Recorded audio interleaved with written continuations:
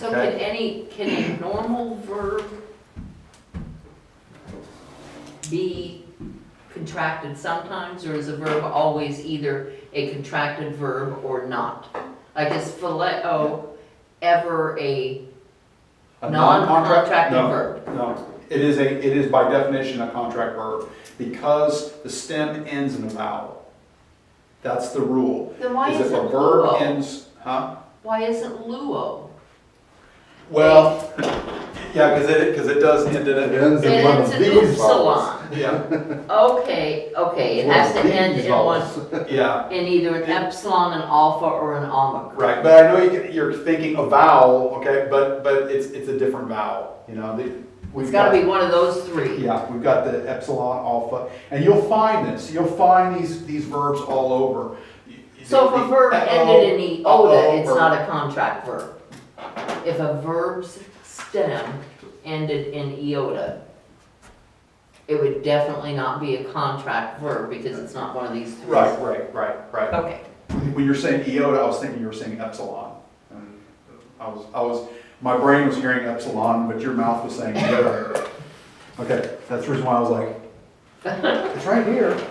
Okay, so on the uncontracted forms, you'll notice there that the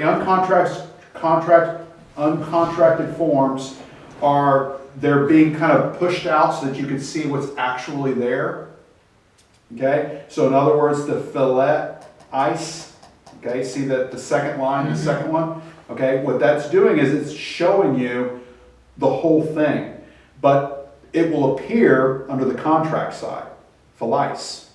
So you would parse it based on its Uncontracted. uncontracted form.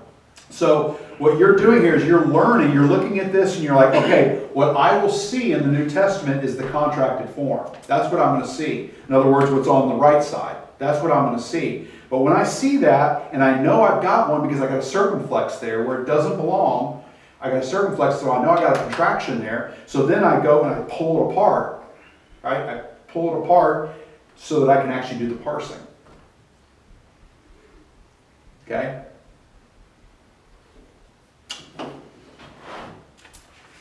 It's great language. Okay.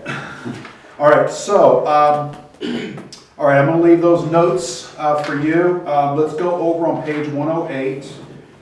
We're going to go up, we were down at the bottom, let's go up to the top. Let's see. Okay, an aid in recognition. Do you have like highlighted? Is it highlighted under an aid? No. It probably didn't come through. Okay, I've got it highlighted on mine. An aid to recognition is that the resultant contradiction usually has a circumflex accent over it. Okay, we just talked about that. Note, in the tenses other than present and imperfect, the stem vowel lengthens before the sign. Okay, epsilon and alpha to eta, and then and omicron to omega. Okay, an example, see there, you got poieo. Okay, poieo would then change to epoiesa. See where the eta is? Okay, the eta changed from the epsilon. Do you see how that works?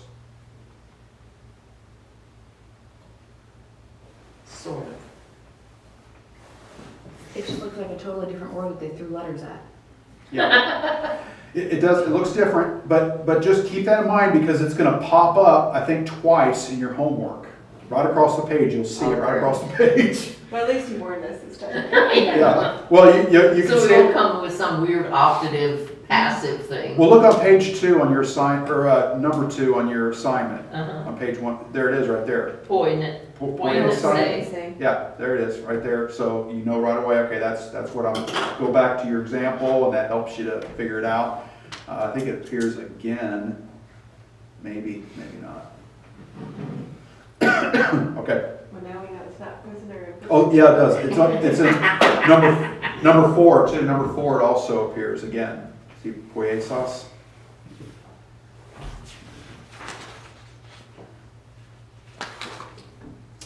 Okay. All right, in the case, okay, back on 108, in the case of the perfect and pluperfect middle and passive where the sign is nothing, the stem vowel lengthens before the ending. Okay, so you got agapao in the present active. So notice the contraction that you have for the perfect middle.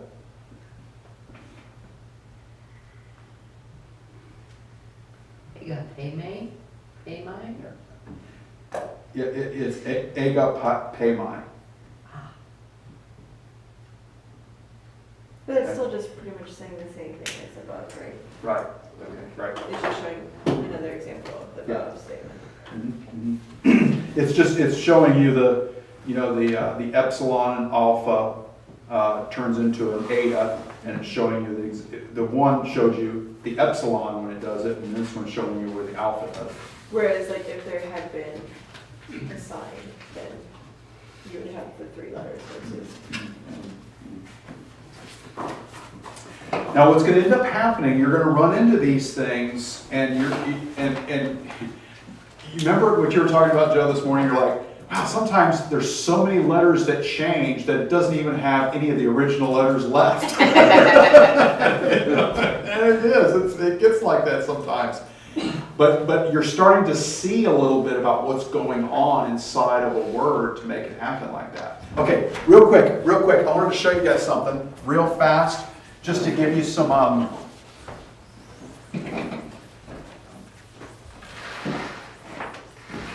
Okay, this comes from John 2, verse 4. You will be translating this pretty quickly. I wanted to show you how these participles work and why it matters. Okay? All right. What is this? Can somebody give me a quick translation of that? The word? The word. No, it's A verbal participle of Lego. yeah, it'd be the nominative, right? Mm-hmm. The nominative masculine of The word. The loosing? No, Lego. No, Lego is No, speaking. it's the one who is speaking. Okay, he who is speaking, right? Or he He. who is speaking, or he who is saying. He who is saying. Okay. So this is a present tense participle.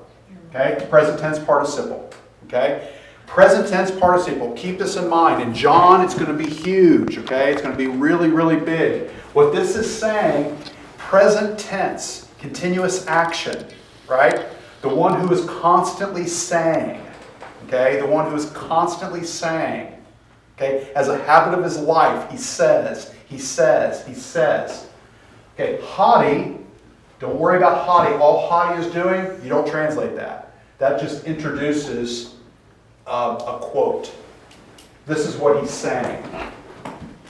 So usually whenever you see the word haughty, it's kind of introducing like the. Usually what you'll see is you'll see haughty, and then the next, it'll be capitalized like that, which means It's that- like quoting that from it's the a Old quote. Testament or something? Or, this is what he's saying. okay. This is what he is saying, Okay. right? What does haughty mean? And so the haughty, well, it could be that, Okay, Or thank you. because, right? right, that or because, but in this particular case, it's introducing, it's not translatable, you don't translate it. It just introduces the quote, what this guy is saying. Okay, what is he saying? He is saying, I have known, okay, perfect. This is the perfect tense. I have come to know him who is God. Okay? So the present tense, okay, the present tense is continuous action, right? Continuous. The perfect is at a point in time in the past, I came to know him, and I still know him in the present. Okay? That's what he's saying. So this is a statement of saying, I know God. I met him in the past, and I still know him in the present. Okay? So this is a statement of, I'm a Christian. The one who is saying, I have come to know, that's the perfect tense, him, God. Okay? That's what he's saying. I have come to know him. And context tells you that him is God. Yeah. Well, in the previous verse, Okay, you got that's the what I knowledge meant. of God is introduced Context, there. yeah. Right. Okay, so come to know him. Okay? Now, Here's the thing though. He says, if he does not, okay, so if the commandments, or his commandments, which is God's commandments, if his commandments he is not keeping, this is again present Okay. tense, right? Okay, is not keeping, again, continuous action, okay, then he is a liar. Okay, he is a liar, and in him the truth Is is not. not. Okay, or in him there is no truth, right? Okay, so what is this saying? It's saying something really good, and you're going to see this over and over and over again in 1 John. And this is what makes Greek so incredibly picturesque and informing. Because what he's saying is the one who is constantly saying, but is not constantly doing, okay, is a liar. Okay? So the person who is making a habit of his life to talk about what he knows, but his habit is not keeping the commandments of the one he says he knows, is a liar. And I like the way you put his habit, because we all fail to keep it. Exactly. And this is what's so great about the present tense participle. It's not saying that you always keep, or but it's a habit. It's a habit of your life. In other words, you always hear the whole body of work, consider the whole body of work. Well, when you say the whole body of work, what you're saying is there's some things that they do that are bad, Right. but taken on the whole, this is who they are, right? So this is what he's saying. As a habit of his life, he keeps the commandments. Doesn't mean he never sins. He does sin, but the habit of his life is that he follows God. He follows God.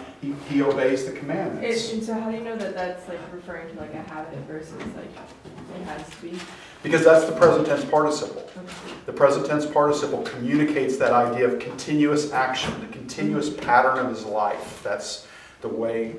And this is going to pop up in things like in 1 John when he says things like, he who says he knows God and yet hates his brother, The truth is the not in truth is him. not in him. Okay, the one who says, right, that he knows God and continually hates his brother, right?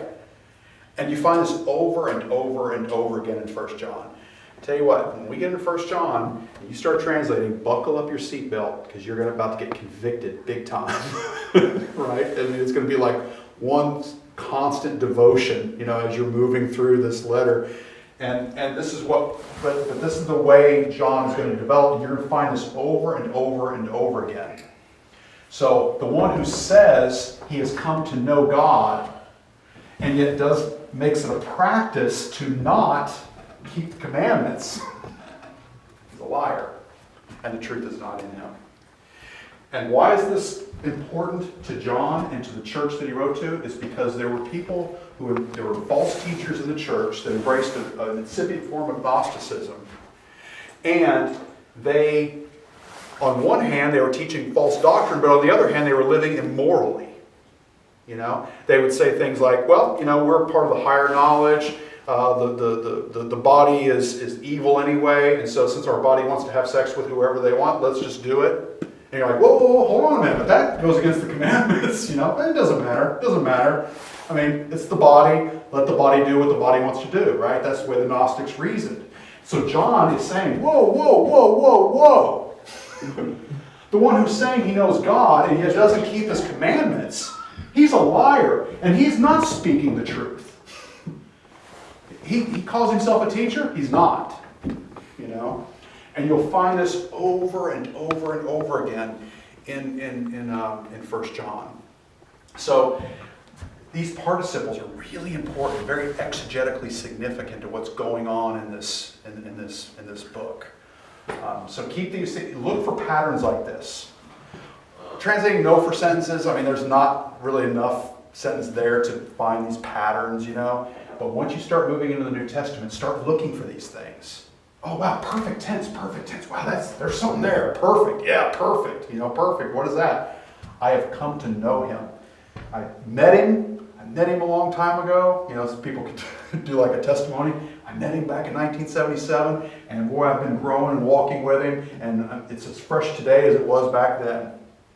Well, great, I'm glad to hear it. I'm glad to hear it. You know, it's wonderful. The problem is you're sleeping with everybody in town. Right? And so, I'm not so sure this is happening. You might say this, but you're a liar, and the truth is not in you. So,